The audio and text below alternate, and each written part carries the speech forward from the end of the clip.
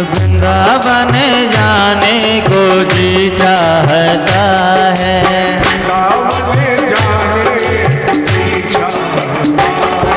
वृंदावन जाने को जी चाहता है, जी चाहता है मेरा दिल चाहता है, जी चाहता है मेरा दिल चाहता है, दिल चाहता है मेरा मन चाहता है, दिल चाहता है मेरा मन चाहता है।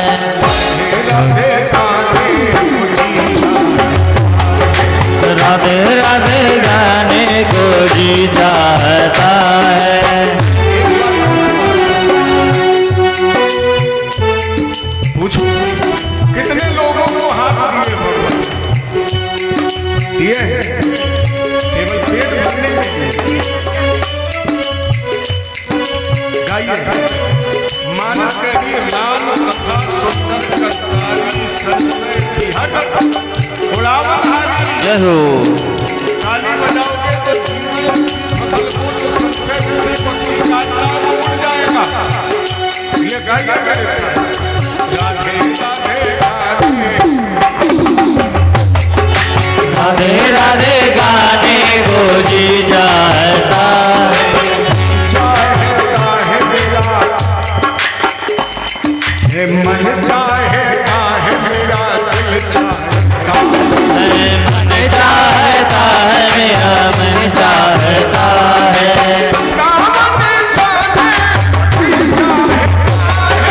वृंदावन जाने को जी चाहता है,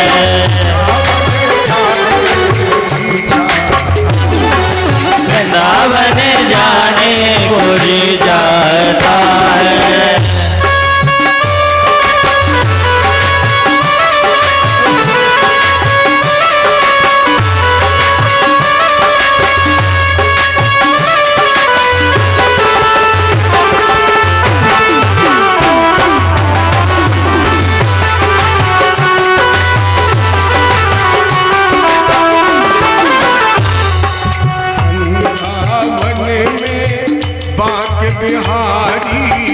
वृंदावन में बाके बिहारी, बाके बिहारी मेरे रास बिहारी, बाके बिहारी मेरे रास बिहारी, लड़ाने को जी चाहता, नैना लड़ाने को जी चाहता है, लड़ाने को जी चाहता, नैना लड़ाने को जी चाहता है।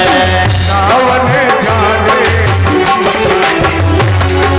वृंदावन जाने को जी चाहता है। यमुना महारानी, वृंदावन यमुना महारानी, वृंदावन में यमुना महारानी, वृंदावन यमुना महारानी, गोता लगाने को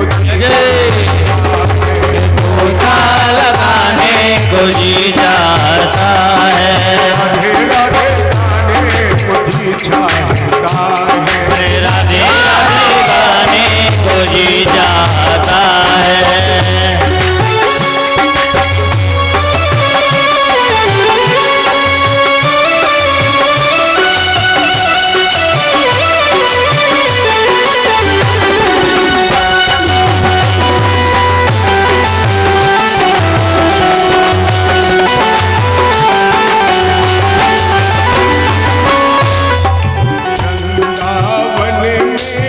संत बहुत हैं, वृंदावन में संत बहुत हैं, वृंदावन में संत बहुत हैं, वृंदावन में संत बहुत हैं, संत बहुत हैं, महंत बहुत हैं, संत बहुत हैं, महंत बहुत हैं, से झुकाने को जी चाहता, सीधे झुकाने को जी चाहता है, से झुकाने को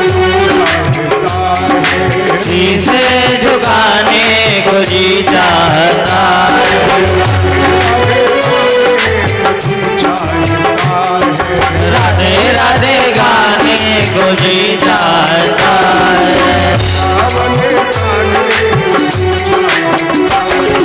वृंदावन जाने को जी चाहता है। वृंदावन जाने को जी चाहता है।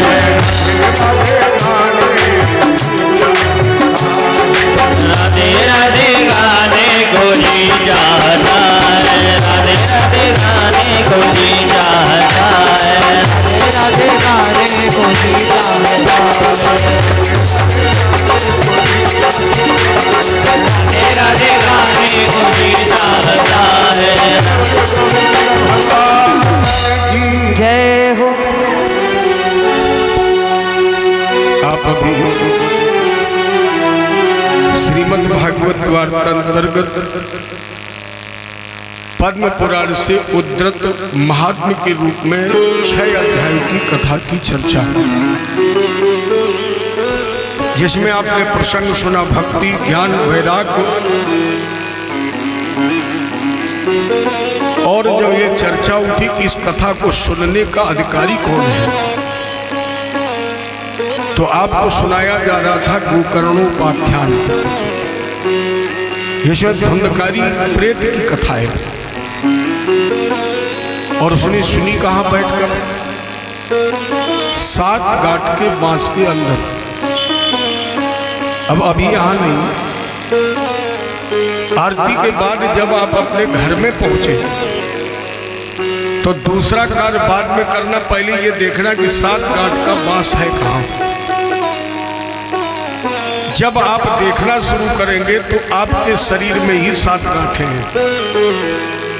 पैर से लेकर सर तक गिन करके देखना, शरीर में ही मुख्य 7 गांठें हैं। और इन 7 गांठ के बांस के अंदर जो मन बैठा है, यही धुंधकारी है। अच्छा बताइए, मन कभी खाना बंद करता है? मन की कभी भूख मरती है? नहीं मरती। और इस मन की भूख मारने के लिए आपको चाहिए गोकर्ण। ये भी कई बार नहीं है। गोकर्ण का मतलब है गो माने इंद्री, कर्ण माने कान। ये कान ही गोकर्ण है। और जब इन कानों से आप भगवान की कथा सुनेंगे, जैसे यहाँ जब तक आप कथा सुन रहे हैं, तब तक ना तो आपको भूख लगेगी, न तब तक आपको प्यास लगेगी, न तब तक शरीर के विकार पैदा होंगे। अगर आप कथा सुन रहे हैं तो केवल बैठने का मतलब कथा सुनना नहीं है। अगर आप कथा सुन रहे हैं तो का मतलब है सावधानतया सुनो। अगर आप सावधान होकर कथा सुन रहे हैं तो यहाँ न तो क्षुधा लगेगी, न प्यास लगेगी, न शरीर का कोई विकार पैदा होगा। और जब शरीर में कोई विकार पैदा नहीं होगा तो मन की भूख मर जाएगी। और अगर मन की भूख मर गई तो समझो ये 7 गांठ का बांस फट जाएगा। तब फिर आपको मिलेगा विमान। कुछ लोग पूछते, पंडित जी हमने तो 10 भागवतें सुनना तो दूर, मैंने तो करवाई है और हमें विमान तो छोड़िए साइकिल नहीं मिली। आप लोग भी कह सकते हैं पंडित जी हमने तो बहुत सुनी है। और आप कह रहे धुंधकारी ने एक बार सुनी, विमान मिल गया। और हमें यहाँ रोज सुनते हैं हमें विमान तो विमान रहा, साइकिल नहीं मिली। विमान का मतलब क्या है? जब आप भगवान की कथा सुनकर मन को एकाग्र कर लेंगे तो आपके जीवन का चला जाएगा अभिमान। और जिस व्यक्ति के जीवन का अभिमान चला जाएगा प्यारी, यही है उसके लिए विमान। मैं क्या हूं, क्यों आए हो? पता है, आपने सुनी होगी कबीर जी की एक लाइन, मन की तरंग मार ले बस हो गया भजन। मन की तरंग मार ले बस हो गया भजन। मन की तरंग मार ले बस हो गया भजन। भैया आदत बुरी संभाल ले, आदत बुरी संभाल ले, बस हो गया। आया है तू कहाँ से और जाना कहाँ है, आया है तू कहाँ से और जाना कहाँ है। इतना अगर तू जान ले, इतना अगर तू जान ले, बस हो गया भजन। सिद्धांत साफ साफ है सद्गुरु कबीर का, सिद्धांत साफ साफ है सद्गुरु कबीर का। क्या? अरे अब तो जन्म संभाल ले, अब तो जन्म संभाल ले, बस हो गया भजन। मन की तरंग मार ले, मन की तरंग मार ले, बस हो गया भजन। मन की तरंग जिस दिन मर जाएगा, देहाभिमान समाप्त हो जाएगा। और प्यारे जिस दिन देहाभिमान समाप्त हो जाएगा, उसी दिन तुम्हें विमान मिल जाएगा। और अगर शरीर के साथ को साथ गांठ न माने तो एक साथ गांठ का बांस और है। पित्रा शक्ति, माँ शक्ति, पत्नी आसक्ति, धन आसक्ति, कुटुंब आसक्ति, व्यवसाय आसक्ति, ये जो आसक्तियां हैं ये भी सात गांठ का बांस है। और इसे भी अगर सात गांठ का बांस ना माने तो एक तीसरा बांस और है, और उस बांस का नाम है काम, क्रोध, लोभ, मोह, मत्सर। ये भी सात गांठ का बांस है। और जब अभिमान समाप्त हो जाएगा तो बांस भी फट जाएगा। अच्छा, ये बांस जो झंडा वाला गढ़ा है, ये फटे ना फटे इससे हमें तुम्हें क्या मिलेगा? ये बांस फाड़ना है। और जिस दिन ये बांस फट जाएगा उस दिन तुम्हें विमान मिल जाएगा। रे मन मूल व्यथा भटके, रे मन मूल व्यथा भटके, 9 मास कहो सुन कौन लगी है। किसने सुन ली है? जो माँ के गर्भ में थी। और जन्म लियो तई पाछे को पहले ही करी तिन क्षीर मई है। जन्म बाद में हुआ, क्या कृपा है हमारे ठाकुर जी की। जन्म बाद में हुआ, माँ के स्तनों में दूध पहले भर दिया। अगर माँ के दूध स्तनों में दूध ना आया होता तो मुंह में दांत तो नहीं थे, तब रोटी सब्जी खा सकते। मैंने ठाकुर जी ने क्रमानुसार कितनी बड़ी कृपा की है। प्यारे तुम्हें 83,99,999 योनियों से निकाला। कितनी योनियों से? 83,99,999 योनियों से निकालकर तुम्हें बड़े भाग दुर्लभ मानुषु। और फिर भी लोग कहते भगवान कृपा करेंगे। भगवान कितनी कृपा करेंगे? क्या भगवान ये कृपा करेंगे कि तुम्हें चारपाई से उठा के पंडाल में लाएंगे? और अगर उन्हें ही लाना होता तो भगवान कहते हम तो पैरी क्यों देते? अच्छा, भोजन की थाली सामने रखी हो और लोग ये कहे कि भगवान खिला देंगे, तो भगवान कहेंगे तो हमने तुम्हें बुद्धि क्यों दी थी? अरे तुम्हें भोजन दिया है, मुंह दिया है, हाथ दिए हैं, अब बुद्धि का प्रयोग करो, हाथ पे उठाओ, प्रेम से खाओ। बड़े भाग्य से शरीर मिला। जन्म बाद में हुआ, जीव को पालन के साधन पहले बना दिए। सो करुणा निध भूल गयो और अब नाहक में जी ऊब गयो है। और काहे व्यथा भटके चहुओर, सुदेव वही जिन देख दयो है। जिन्होंने ये तन दिया है। और एक वेद व्यास जी ने शिखंडी श्लोक में बड़ी अच्छी बात लिखी। असारे संसारे विषय विष शंगा कुल धिया किमर्थे व्यर्थे भो ब्रजत कुपदे कुतसित कथि क्षणार्थे क्षेमार्थे बेवत शुक गाथा कुल सुधाम परीक्षित तत्साक्षी परीक्षित तत्साक्षी ये श्रवण गत मुक्ति युक्ति कथन। परीक्षित हाथ उठा करके कह रहा है कि मैंने श्रीमद् भागवत की अमर कथा सुनी तो जन्म मृत्यु के बंधन से छूट गया। आप सुनेंगे तो आप भी जन्म मृत्यु के बंधन से छूट जाएंगे। बाबा क्या कह रहे हैं? को न काहू सुख दुख दाता और निज कृत कर्म भोग सब निगम कल्पतरोर गलितम फलम। शब्दों में निगम माने होता वेद। वेद रूपी कल्प वृक्ष की डाल पर एक पक्षी बैठा है जिसका नाम है शुक। शुक माने तोता।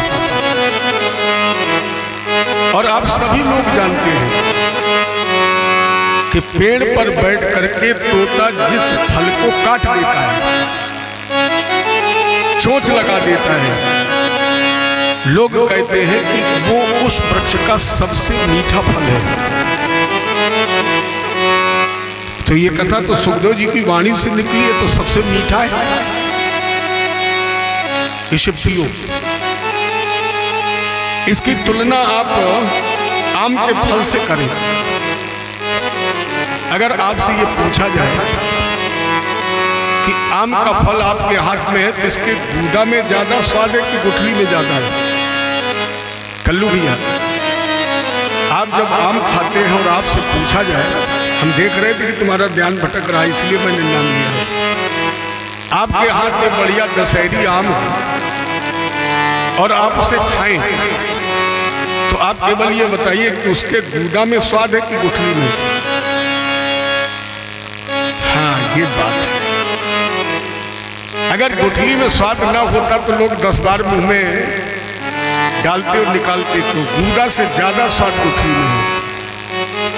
और कभी अनुभव करके देखना, गुठली आपके मुंह में जितनी बार जाएगी अलग अलग स्वाद देगी। एक स्वाद भी नहीं होगा, अलग अलग स्वाद होगा। उसी प्रकार भगवान की कथा जब आप पढ़ेंगे, जितनी बार पढ़ेंगे, आप पूरी रामायण मत पढ़िए, केवल एक चौपाई रामायण की, एक चौपाई, जितनी बार आप पढ़ेंगे उतनी बार आपको नया अर्थ मिलेगा, उतनी बार आपको नया भाव मिलेगा। और जिसने कभी पढ़ी ना हो वो तो कह रहे क्या वही पढ़ के रह गए। अच्छा एक बात बताइए, बार बार पढ़ो। आप फिल्में देखते होंगे, बहुत आती हैं। कोई ऐसी फिल्म है जिसका गाना एक दिन फ्लॉप ना हुआ हो? बहुत भीड़ हुई। हमने देखा कानपुर में 3-3 किलोमीटर की लाइन लग गई, साल 2 साल बाद बेकार हो गई, हर कोई पूछता है। लेकिन श्री कृष्ण गोविंद हरे मुरारे, बताओ ये कभी फ्लॉप हुआ हो? ये पहले भी था, आज भी है, और प्यारे जब तक ये धराधाम रहेगी तब तक रहेगा। और जितनी बार गाओगे उतनी बार आपको नया आनंद मिलेगा। और जिसने कभी गाया ही ना हो, अरे गा करके तो देखिए। श्री राम जय राम कभी पुराना होता है? नहीं होता है। जितना इसे पढ़ो उतना इसका नशा, उतनी ज्यादा ये नया। इसलिए इसे पिबत भागवतम, पियो। एक तुलना और कर लीजिए, इसकी तुलना हो सकती है गन्ने के पेड़ से। पूरे गन्ने में रस है, लेकिन पहली वाली पुइया कैसी होती है? खट्टी। उसी प्रकार भागवत की कथा में भी लोग कहते हैं आज नहीं 2 दिन बाद चलेंगे। आप जितना नीचे की तरफ बढ़ते जाएंगे, लेकिन ये ध्यान रखना, अगर गन्ने की पहली पुइया नहीं होगी, पहले वाली ही तो लास्ट बनती है। पहली वाली ही तो एक दिन आता है जब आखिरी बनती है, और पहली नहीं मिलेगी तो आखिरी मिलेगी। हर जीवन में पहला दिन नहीं मिलेगा, अगर संडे नहीं मिलेगा तो सैटरडे मिलेगा। जैसे आप नीचे की तरफ बढ़ते जाएंगे, उसमें रस बढ़ता जाएगा, मिठास बढ़ती जाएगी, प्रेम, रस और आनंद बढ़ता जाएगा। इसलिए नित्य निरंतर इसे पियो। अब पीने से पहले एक काम और करना, क्योंकि आज भगवान की जो कथा है ना, ये व्यवसाय बन गया है। हम तो ये कह देते कहीं कहीं कि पहले भारत में केवल भूमाफिया थे, अब भारत में भूमाफिया कम है, धर्म माफिया ज्यादा है।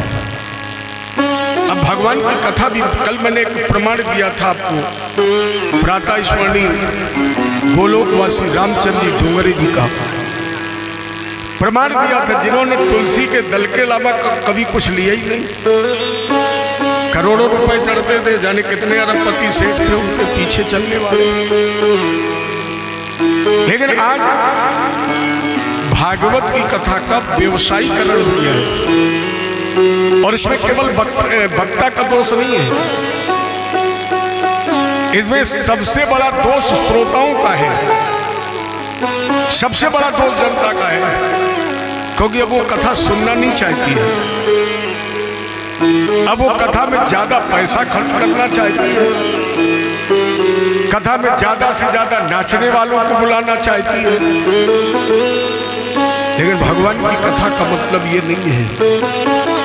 भागवत की कथा मनोरंजन का विषय नहीं है। जैसे लोग शाम को कहते मजा नहीं आया, भैया मजा नौटंकी में आता है। ये मनोरंजन का विषय नहीं है, मनोभंजन का विषय है। और अगर यहाँ भी मनोरंजन करते रहे तो फिर मनोभंजन का हो। ये केवल नाचने झूमने का विषय नहीं है, क्योंकि ये जो कथा है ये मरने की कथा है। किसे सुनना चाहिए? जो मरना नहीं चाहता है उसे ये कथा सुननी चाहिए, जिसे मरने से डर लगता है, या जो मरने की कला जानना चाहता है। अच्छा बात बताइए, आपके घर में कोई मरीज हो, कुशासन पर लेटा हो, मरने वाला हो, और पड़ोसी के घर में नाच गाना हो रहा हो, तुम्हें अच्छा लगेगा? तो भगवान की कथा है, ये रिश्ते तोड़ती है। भागवत की कथा रिश्ता जोड़ती नहीं है, भागवत की कथा रिश्ता तोड़ती है। और जहां रिश्ता टूटता है, बताइए वो गाना होता है कि रोना होता है? अगर बाप बेटे का रिश्ता टूट जाए तो वह लोग हंसते हैं कि रोते हैं? रोते हैं। तो ये रोने का विषय है, ये मनोरंजन का विषय नहीं है, रोने का विषय है। क्योंकि राजा परीक्षित मृत्यु आसन पर है, जिसे भगवान ने स्वयं मां के गर्भ में जाकर बचाया है। कौन मरने वाला है? जिसे स्वयं भगवान ने मां के गर्भ में जाकर बचाया है, वो मरने वाला है। तो मेरी समझ में ये केवल नाचने गाने मनोरंजन का विषय नहीं हो सकता है, क्योंकि जिसे भगवान ने बचाया है। इसलिए मनोरंजन नहीं, मनोभंजन का विषय। अच्छा लोग कहते हैं वो फलाने पंडित जी आए थे, बढ़िया गाना बजाना, बढ़िया झांकी, बढ़िया नाच, तो महाराज जी बड़ी भीड़ हुई, बहुत भीड़ हुई। इसका सबसे सरल उत्तर ये है कि जब आपके गांव में रामलीला होती है, देखिए आपको हुई है आपके गांव में कभी रामलीला होती है? अगर होती है तो बताइए सबसे ज्यादा भीड़ कब होती रामलीला में? रामलीला में भीड़ तब होती है जब ठुमका लगता है, और जैसे ठुमका खत्म हुआ 90 नहीं 95% लोगों ने पैंट झाड़ा। अब बोले भैया चलिए, क्यों? बोले हो गई रामलीला। यही रामलीला है। परशुराम जी मेरी समझ में जब स्टेज पर आते हैं तो 10-20 लोग ही बचते हैं, लेकिन क्या इससे परशुराम जी की मर्यादा घटती है? परशुराम जी जब चारों तरफ देखते हैं तो ये कहते हैं कि औरंगाबाद में यही केवल 20 रत्न हैं, बाकी सब पूरा है। जो नर्तकों ने अपने पैर के नीचे कुचल दिया है, कुचल के सब जो कुछ भी था वो लेते आए, लौट आए। लेकिन परशुराम जी जान गए कि औरंगाबाद में जो सुनने वाले हैं, जो समझने वाले हैं, जो ज्ञान रखने वाले हैं, जो सत्संगी हैं, ये केवल 20 ही है, बाकी सब।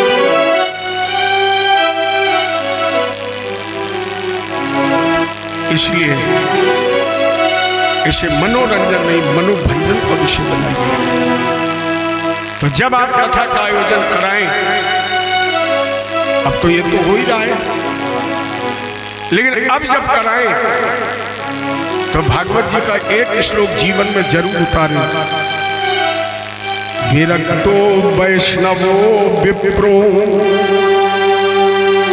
वेद शास्त्र विशुद्ध कृत दृष्टांत कुशलो धीरो वक्ता कार्यो अतिन स्पृहा। जब वक्ता का चयन करें, जब आप कथा कराएं, किसी वक्ता को बुलाएं, तब वो वक्ता कैसा हो? विरक्तो। विरक्त का मतलब केवल घर परिवार छोड़ना नहीं है। विरक्त सुदामा जी को भी लिखा गया है। कृष्णस्यासीत कश्चित् सखा ब्राह्मणो ब्रह्म वित्तमा विरक्त इंद्रियार्थेषु। पत्नी सुशीला है, कहीं कहीं लेख मिलता 4 बच्चे भी हैं, लेकिन सुदामा को विरक्त लिखा गया, माने गृहस्थ में भी व्यक्ति विरक्त हो सकता है। और विरक्त कौन है? जितेंद्रिया, जो अपने इंद्रियों को काबू किए हैं। तो वक्ता कैसा हो? विरक्त हो। दूसरे वैष्णव हो, वैष्णव संप्रदाय का हो। तीसरी बात विप्रो, विप्र हो। ब्राह्मण और विप्र में थोड़ा अंतर है। जिसकी मां ब्राह्मण है, पिता ब्राह्मण है, उसके जो संतान पैदा होगी वो होगी ब्राह्मण। दोनों माता पिता अगर एक हैं, ब्राह्मण है, तो उससे जो संतान पैदा होगी वो ब्राह्मण। अगर क्षत्रिय पत्नी एक है तो दोनों से जो संतान पैदा होगी वो क्षत्रिय। तो जन्मना जायते ब्राह्मणा एक सर्वसाधारण सूत्र है। जब सामाजिक स्तर पर तो कहा जाता है जन्मना जायते इत सशूद्रा, लेकिन जब केवल ब्राह्मण की चर्चा होगी और माता पिता दोनों ब्राह्मण होंगे तो जन्मना इत सब्राह्मणा, जन्म से वो ब्राह्मण होगा। लेकिन इसके बाद वो बनता है द्विज। द्विज कब होता है? जब उसका होता है यज्ञोपवीत संस्कार। ब्राह्मण का यहां से दूसरा जन्म प्रारंभ होता है तो वो बनता है द्विज। और द्विज बनने के बाद वो जब पढ़ता है, वेदाध्ययन करता है,